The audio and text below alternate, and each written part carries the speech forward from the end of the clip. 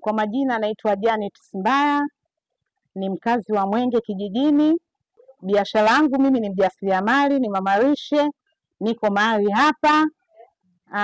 Napenda sana kuwashauri wakina mama, wakina baba, vijana.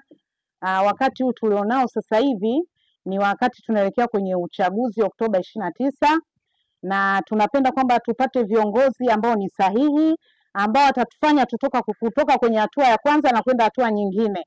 Napenda kuwashauri sana hiyo Oktoba 29 tujitokeze kwa wingi wakina mama, kwa niaba ya wafanyabiashara wenzangu wakina mama lishe.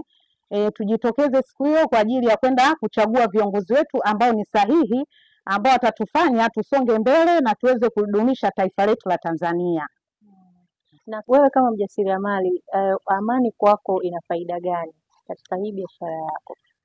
Kwa kweli hamna kitu kizuri kama amani. Amani ndio inakufanya wewe hata ukiamka asubuhi kumekucha, unakuwa na amani, unapata akili mpya ya kufikiria kwamba mimi natakiwa nifanye nini. Kama amani haipo, hauwezi kuwa na ile hata nguvu ya kusema mimi ninyanyuke niende kufanya kitu fulani, na utastiki katika kile kitu ambacho unakifanya kila siku katika shughuli zako za kila siku kwa ajili ya kuiendesha familia yako. Zaidi utawaza yale, labda ukisikia hiki unakosa amani. Kwa hiyo tunaposemea kwamba ni amani, tunatamani kwamba Oktoba 29 Mungu atusaidie tupate viongozi ambao ni sahihi, ili nchi yetu iendelee kuwa na amani na tuende kufanya biashara zetu kwa amani. Yaani ukikaa unafikiria chochote unachokifanya unajisikia amani tu fresh.